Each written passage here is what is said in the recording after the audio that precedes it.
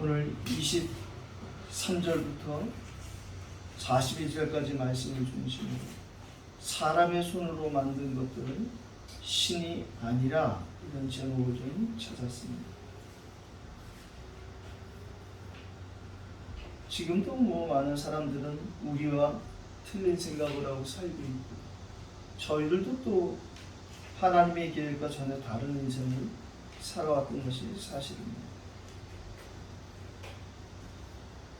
오늘 이 예배를 통해서 우리 계신 하나님의 은혜가 더 깊어지고 분명한 시간이 되기를 예수 이름으로 축복합니다. 하나님, 우리 사람의 손을 통해서 하시고자 하는 일들이 있어요. 그런데 하나님 우리에게 손을 주신 이유가, 신명기 28장을 보면 우리가 손으로 하는 모든 일이 하나님은 하늘의 아름다운 보화 창고를 열으시어서 우리를 축복하시고자 하는데, 오늘 사단은 오히려 그 반대로 손을 통해서 하나님이 가장 싫어하는 일을 하게 하시고, 그런 일 속에 오늘 그런 본문을 우리가 또 찾고 또 제목을 만나게 되었습니다. 오늘도 66권 성경 가운데 우리 시간표를 따라 사도행전 19장 이 하반부를 보게 하신 하나님의 계획이 오늘 이 짧은 1시간도 채 안 되는 예배 시간을 통해서 우리에게 하나님의 큰 계획과 분명한 방향이 찾아지기를 예수 이름으로 축복합니다. 우리가 지난주 사도행전 19장 전반부를 나눠서 보았습니다. 이와 같이 20절에서 우리가 결론을 삼아서 22절까지 보았는데, 이제 사도행전을 통해서 우리가 지금 시간표입니다. 제자들이 찾아지고 세워지고 만나는, 그래서 제자들이 비로소 그리스도인이 되어져서 하나님 원하시는 사람으로 세워지는, 나이를 먹어 성인이 아니라 영적으로 성인이 되어지는 그러한 성인식의 응답을 받고, 자기들의 사명을 천명하면서 찾아서 결국에는 하나님이 자기들에게 예비한 지역 장소로 파송받는 그러한 사도행전적인 캠프의 응답을 우리가 지금 시간표로 보고 있다고 생각합니다. 그 이유는 다른 것이 아니라 서론을 정리한 것처럼 하나님 말씀이 힘이 있기 때문에 그렇습니다. 하나님의 말씀은 힘이 있다는 이 말은 세상에서 말하는 그런 파워 정도가 아니잖아요. 하나님 말씀은 세상을 창조하셨기 때문에 그 창조의 능력이 하나님 말씀 속에 있는 것이죠. 하나님은 세상을 말씀으로 창조하셨고, 심지어 그 말씀이 하나님이시라고까지 성경은 우리에게 알려주고 계십니다. 결국에는 이 하나님의 말씀으로 거듭나고 말씀으로 치유되고 회복되어지는 제자들을 통해서 하나님이 하시는 세계복음화가 우리의 한 분밖에 없는 인생인데, 그것이 누구를 통해서 전달되고 누구를 통해서 알게 되어지는가? 그렇다면 그 비밀을 전하는 사람들이야말로 가장 최고의 축복된 삶을 사는 전도자 삶이 아닌가 이 생각합니다. 그래서 고린도서 4장 1절 이하에 우리가 잘 기억하는 말씀으로 하나님 우리에게 사람들이 우리를 그리스도의 일꾼으로, 그리고 그리스도의 비밀을 맡은 자로 알아야 되는 것이 마땅하다. 그렇다면 그렇게 하나님의 비밀을 맡은 자인 저와 여러분들이 구할 것은 충성이다. 사람에게 교회에 충성하는 그런 것이 아니라 하나님 우리에게. 그래서 제가 충성이라는 말을, 그 한자를 우리식으로도 풀어봤어요. 가운데 중자에 마음 심자가 있는 것이 충자 아니겠어요? 우리 마음 중심에 뭐가 있어야 되느냐? 하나님 말씀이 성취되어지는 말씀 언변에 이루어질 성자가 충성의 성자. 사실은 하나님의 말씀이 우리 사람에게만 말씀을 주셨고, 우리 사람에게만 그 말씀을 전할 수 있는 축복을 주셨다. 어떤 사람이 쓴 글을 읽어보니까 모든 짐승이 다 일을 한다는 거예요. 그 하는 일 때문에 스스로도 야생동물이 먹고 살고 애완동물도 놀주는 거예요. 개는 아무것도 안 한다. 걔는 아무것도 안 하는데 사랑받는 거야. 걔는 늘 그 자기 주인의 마음을 기쁘게 하는, 사랑받을 짓을 한다는 거죠. 하나님 그렇게 만드신 것이죠. 그럼에도 불구하고 우리 사람이 사람을 창조하신 하나님의 계획을 찾지 못하고 놓친다면 그것만큼 불행한 일이 없겠다고 생각합니다. 이제 바울이 자기에게 허락하신 지역을 순회하고 난 이후에 하나님이 왜 순회하게 하시는지 깨닫게 하셨어요. 그래서 이제 그렇다면 로마를 가야겠구나. 이제 로마에서 모든 유대인 기독교인이 쫓겨난 이후에 로마 크리스천들만 남은 적이 복음이 변질되기 전에 저곳에 가서 다시 복음을 정리해줘야겠다는 하나님의 시간표를 보게 되는 것이죠. 바울은 자기에게 맡긴 세계복음화 일을 계속 그 지역의 제자들을 파송하고, 그리고 시간표를 따라 이제 그 지역에 자기가 가지 못하니까 편지를 써서 보내기 시작했어요. 그 뒤에 이제 이어지는 하나님의 에베소 캠프의 그 결과가 오늘 우리가 본론으로 살펴볼 것입니다. 반드시 캠프는 빛을 발하는 일이기 때문에 그 뒤에 결과가 일어납니다. 지금 저희들이 여기서 예배드리고 있는 이것도 이 이태원의 캠프의 결과 이후라고 생각합니다. 많은 사람들이 이 이태원에 복음이 전해져야 된다는 그 일을 깨닫고 와서 어떤 사람은 이런 방법으로, 어떤 교단은 이런 방법으로, 지금도 계속 그 일은 진행되고 있어요. 그들이 복음이 이렇든 저렇든 상관없이 나름대로 그들을 통해서 하나님이 일을 하시는 거예요. 그래서 어느 날도 보니까 비 오는데 저 해밀턴 호텔입니까? 저 호텔 앞에서 찬양하더라고요. 명동교회라는 곳에 가서 찬양만 하고 바로 공물차 태워가고, 뭐 저렇게 바에 뭐라고 할까, 뭐 그런 것도 있겠지만 거기까지 그들의 사명이라면 그들의 역할일 것입니다. 또 그런가 하면 어떤 단체들은 찬양을 하러 갈 때에 복음을 전할 팀도 준비해 가죠. 그것도 그들이 할 일이고, 우리가 하나님이 하는 일에 대해서 뭐 토를 달 필요는 없다고 생각합니다. 모든 것이 하나님의 계획이 있기 때문이라고 생각합니다. 오늘 우리는 이 에베소서 19장 하반절 통해서 세 부분을 좀 나눠봤는데요. 첫 번째는 23절로 27절에 당연한 일이 오늘 생겼어요.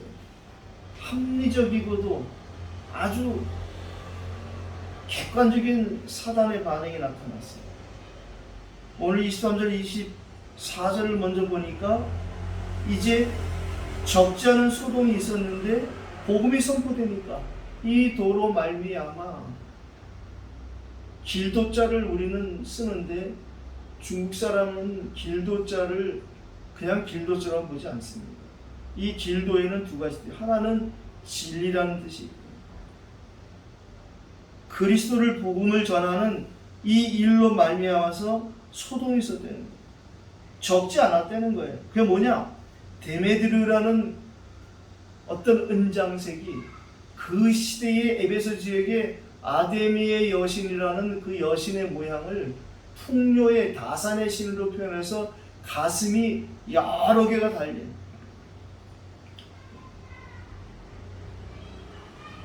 이 수유하는 그 가슴이 온 이 앞에 몸을 다 덮을 정도로 무수한 가슴을 가진 그 아데미 여신을 이 은으로 해서 감아서 이렇게 색깔을 내는 그런 은감색, 은장색을 만드는, 우상을 만드는 그런 상업으로 굉장히 번성한 그 일들 중에 대표되는 한 사람인 이 데메드리오라는 사람이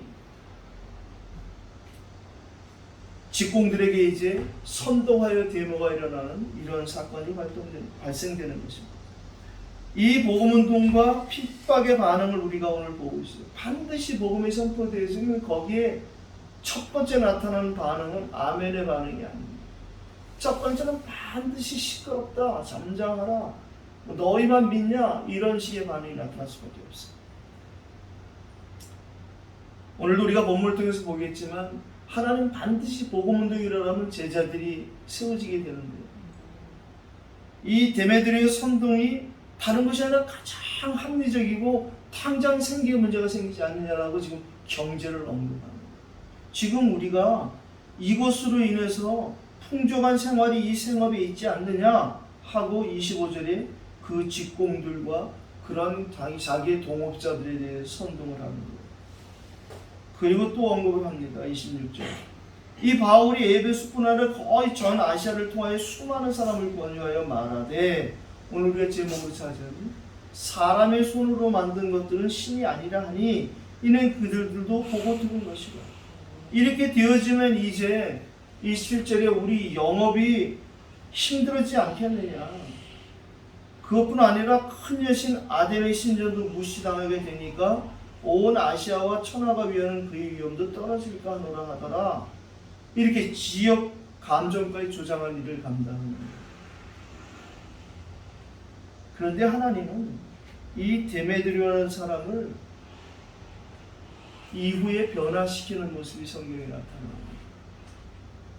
많은 신학자들이, 저도 그렇게 공감합니다. 요한 3서 1장 2절에 등장하는 세 사람 중에 한 사람인 데메드리오가 이 데메드리오가 변화되지 않았겠나, 이런 생각에 저도 공감합니다.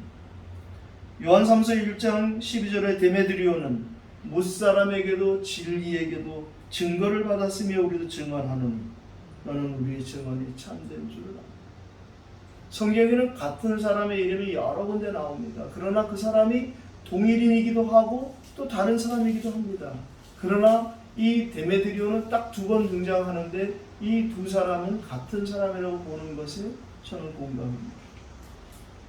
합리적인 사단의 반응, 당연한 반응이 나타나는데 사단의 그거하고는 상관없이 하나님은 또 반드시 복음의 빛이 비춰지면 역사가 시간표를 따라 일어난다는 사실 꼭 기억하시기 바랍니다.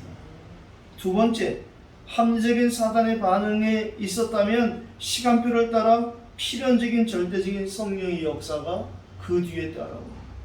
그럼 왜 그 뒤에 따라오냐? 그것이 아니라 성령의 역사는 완전하고 완벽하기 때문에 사단의 역사는 조급하게 나타나지만, 성급하게 나타나지만 하나님의 계획은 그렇지 않기 때문에 오늘 데메드리오의 이 변화를 봐도 마찬가지 것입니다. 사단은 데메드리오를 조급하게 쓰지만 하나님은 그 데메드리오를 오히려 그것을 통해서 바울이 가는 곳마다 바울과 같은 일들이 일어나는데 복음을 방해하는 자들이 계속, 그래서 제가 그런 얘기하잖아요. 동창생들을 만난다. 바울이 복음을 반대하고 핍박하는 자 앞에 섰던 사람이기 때문에 이 바울을 통해서 그런 사람들이 일어서는 것을 많이 보게 되어집니다. 오늘 위기 속의 두 제자 가이오와 아리스다고를 만날 수 있습니다. 29절에 보니까 온 신하가 요란하여 바울과 같이 다니는 마게돈 사람 가이오와 아리스다고를 붙들어 일제 영국장으로 달려 들어가는지라. 이들이 이제 이 영국장으로 바울의 두 제자인 가이오와 아리스다고를 끌고 들어가서 수많은 사람 앞에 공개적으로 이들의 잘못을, 그리고 이들을 이제 벌하려고 하는, 또 이들이 다른 것을 행하였던, 이전에 많은 사람들을 행했던 그런 자기들만의, 스테반을 죽였던 방법, 바울을 돌로 쳐 죽이려고 했던 이런 방법, 이런 것을 시도하려고 하는 것을 오늘 우리는 본문을 통해서 봅니다.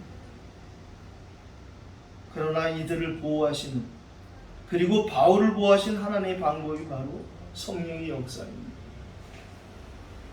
가요라는 이름도 성경에 많이 나옵니다.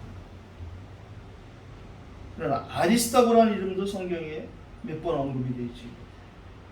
가요를 보는 것은 한 3명 정도의 가요를 보는 것이 저는 옳다고 생각합니다. 성경에 등장하기는 4군데, 5군데 정도 등장하는데 로마서 16장 23절에 등장하는 가이오와 고린도전서 1장 14절에 등장하는 가이오는 같은 가이오로 보는 것이 좋다고 합니다. 바울이 세례를 주고 후에 데살로니의 첫 감독이 된 고린도의 가이오. 그런가 하면 본문에 있는 가이오는 마게도냐의 가이오라고 지역을 분명히 나눠서 말하고 있습니다. 그리고 또 다른 가이오는 누구냐? 바로 요한 3서 1장 2절에 나오는 가이오. 그 가이오는 오늘 본문의 가이오가 아니라 사도행전 20장 4절에 다음 주 우리가 볼 더베 지역의 가이오라는 그 가이오로 보는 것이 옳습니다. 그래서 이 4세기경의 사도적 반항에 보면 이 끝까지 이 바울과 함께 했던 더베의 가이오,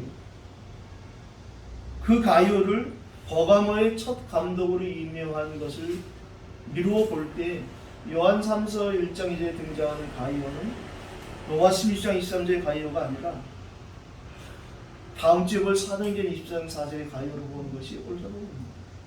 어떻든 어떤 가이오든지 주를 위해서 최고의 헌신한 가이오는 틀림없습니다.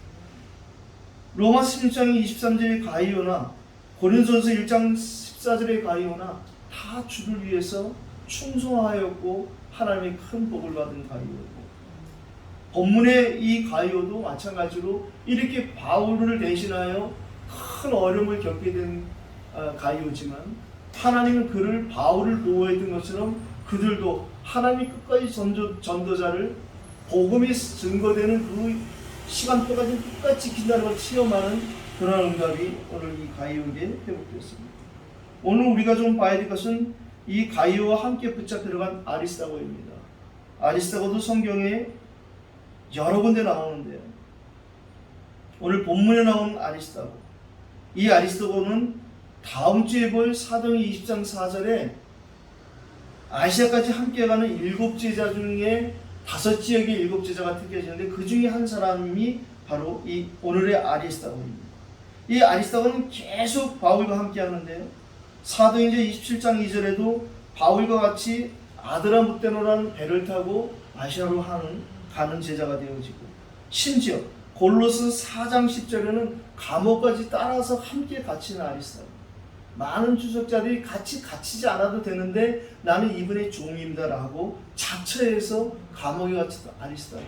그 아리스다고를 빌레몬서 1장 24절에 바울은 나의 동역자라고 고백합니다.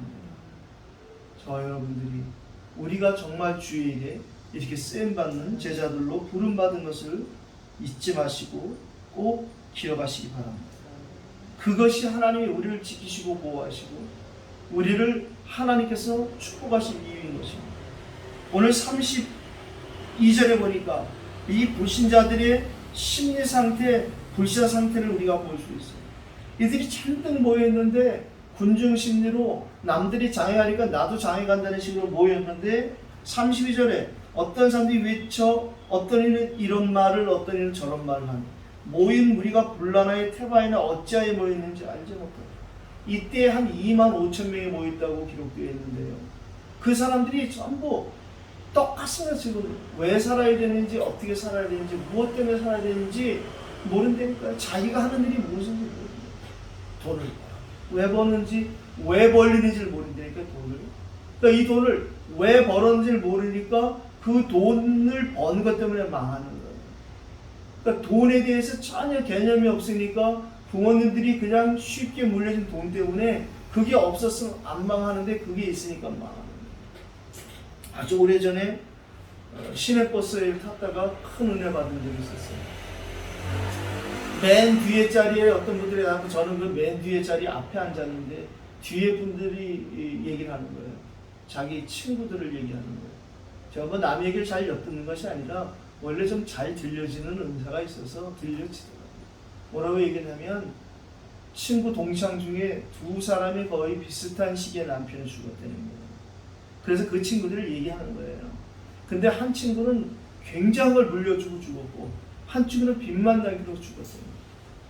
그러니까 이 잔뜩 물려받은 친구는 결국에 그것 때문에 쫄딱 망한 얘기하는 거예요. 이상한 놈들 만나고 꼬여가지고 결국에 그래서 애들까지도 풍지박산 나고 유학 같은 애들 다 돌아오고 뭐 이런 얘기를 하고, 그런데 반대로 하는 얘기를 빚만 남겨주고 한 그 친구를 얘기를 하는 거예요.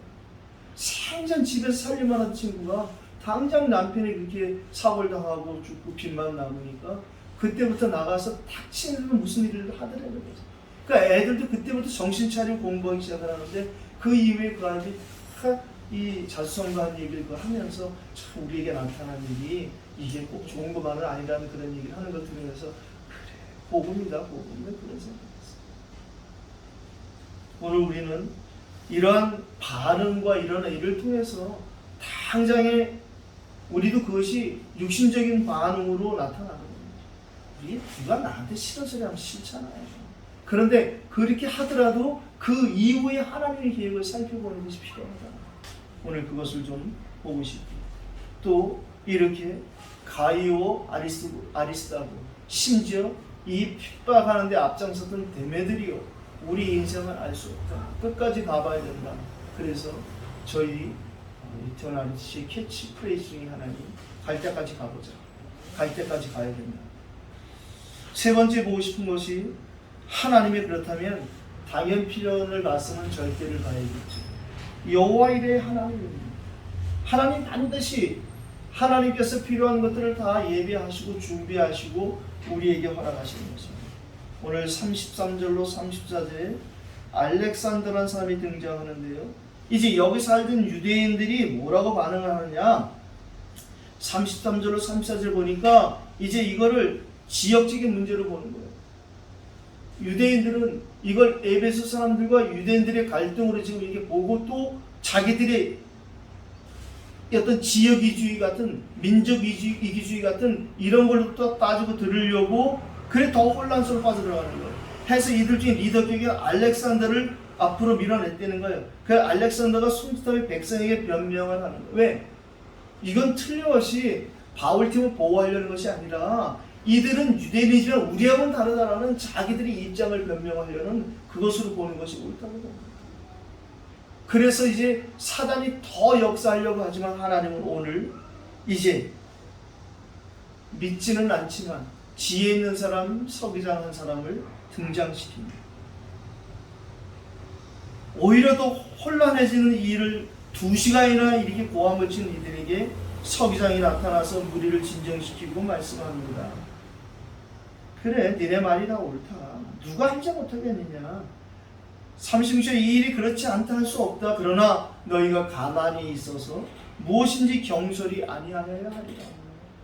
이 말은 신자 불신자 모두에게 적용되어질 말이고 우리에게도 필요합니다. 우리가 무엇을 하든지 경솔히 하지 말아야 됩니다. 결국엔 조급한 것 때문에 경솔한 것 때문에 성급한 것 때문에 우리가 놓치는 것이 합니다. 특별히 열받는 일에 그렇죠. 그래서 성경도 말하잖아요. 열받아도 해 질 때까지만 하고 해지면 그냥 접어라 그런 말씀 하시는 거죠. 우리에게 사단은 열을 통해서 우리를 속이는 것이 많죠.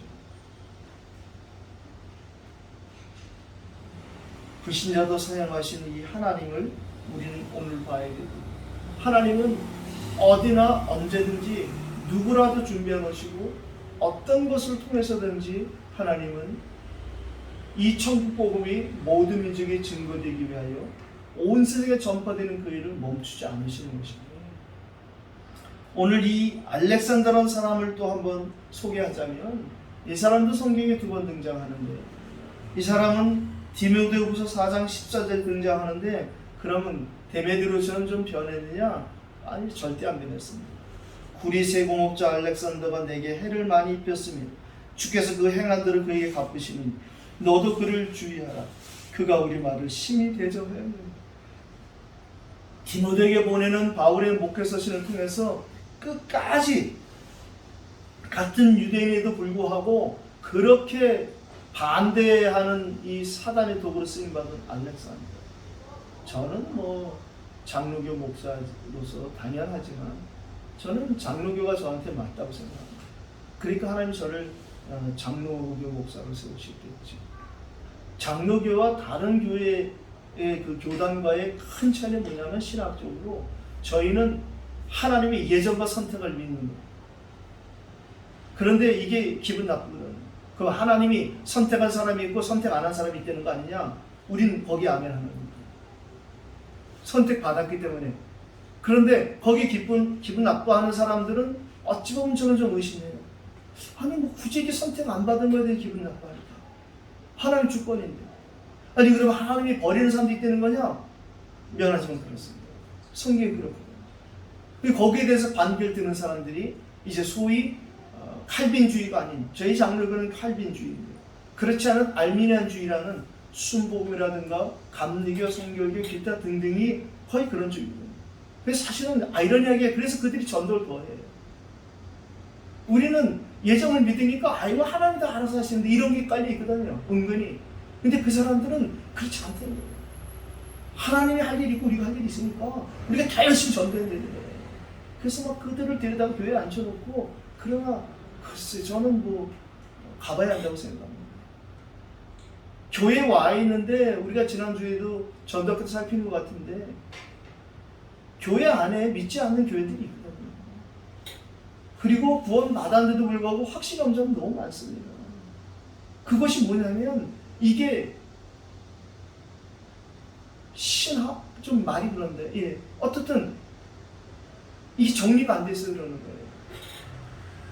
우리가 지금 복음운동 하고 있는 이 복음운동의 모든 훈련 과정들의 교재들이 사실은 신학의 조직 신학을 쉽게 풀어놨다고 보면 됩니다.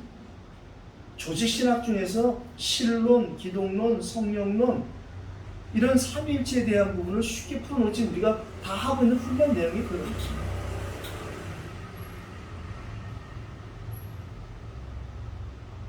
그래서 저는 그렇게 생각합니다. 그래서 우리는 감사할 수밖에 없습니다. 택함 받았다는 것에 대해서. 그 하나는 끝까지 책임진다는 이 사실에 대해서. 장로교의 뿌리가 되어지는 요한 칼빈이 성경을 크게 5가지로 나눴잖아요. 미국 사람들이 이것을 앞글자를 따서 TULIP, 튤립이라고 얘기하는 거예요. 토탈. 절대 우리는 다 타락했다는 거예요. 우리는 어떤 조건으로도 구원받을 수 없다는 거예요. 하나님이 유일하게 택하신 제한적인 속죄를 해 있다는 거예요. 그래서 우리에게 하나님이 우리를 택하실 때는 절대 저항할 수 없는 불강력진 은혜가 우리에게 있다. 그 하나님이 한번 택하시면 우리 끝까지 책임지고 인도하신다. 그게 성경 전체 내용이지 그건 칼빈의 주장이 아니라고 저는 생각합니다. 오늘 이 본문을 보면서도 그렇게 생각이 듭니다. 참 우리가 큰 은혜를 받았다, 감사하다 생각합니다.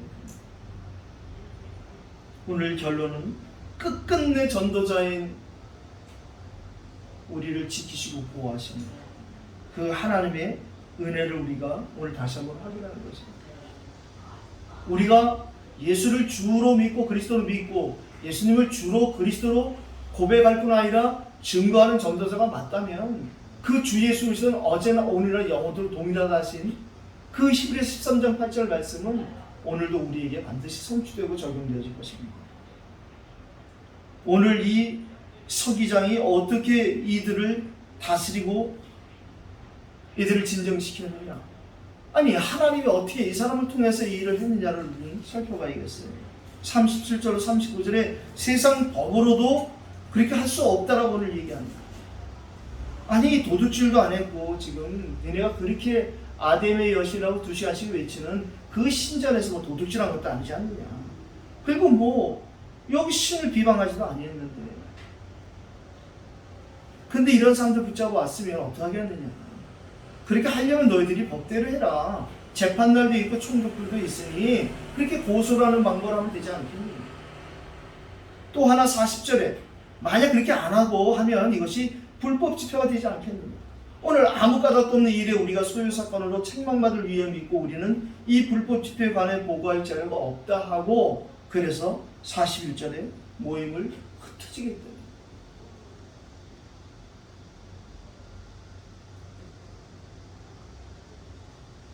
이게 참 어려운 얘기예요.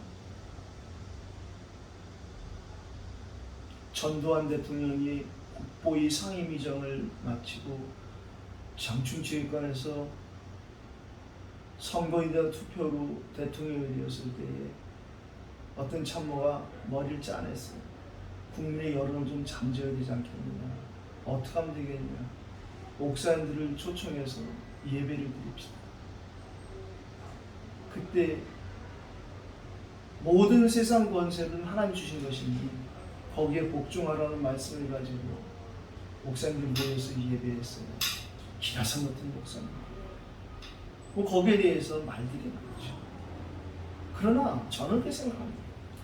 그 사람도 하나님 허락하신 사람이고 또 거기에 가서 한 목사님도 하나님 허락하신 것이고 거기에 대해서 우리가 너무 지난 것에 대해서 매일 붙잡고 싸울 필요는 없다. 우리가 그런 일에 반복되지 않을 그런 역사를 보고 교훈을 삼아서 반복되지 않을 그 일을 준비하는 것은 우리가 더 예배에 승리하고 성령 충만하는 것이다. 여러 번 말씀드렸지만 코로나 이것을 통해서 이러고 저러고 많이 있지만 우리는 이것을 우리의 믿음이 더 견고해지는 기회로 그걸 삼아야 될 것이고 또 우리가 하나님의 계획을 살피는 쪽으로 우리의 믿음의 눈이 열려져야 된다고 생각합니다.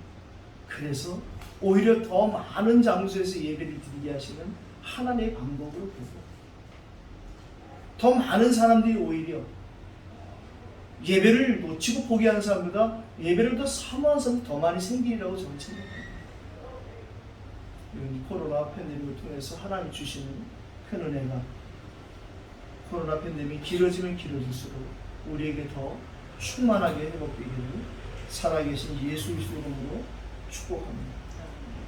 당연한 사단의 반응에 하나님은 필연적인 성령의 역사로 그리고 절대적인 하나님의 축복으로 예비하심으로 우리를 책임지시겠습니다. 오늘도 주신 말씀 붙잡고 우리가 하나님 앞에 우리 믿음의 결단 그리고 우리의 실천을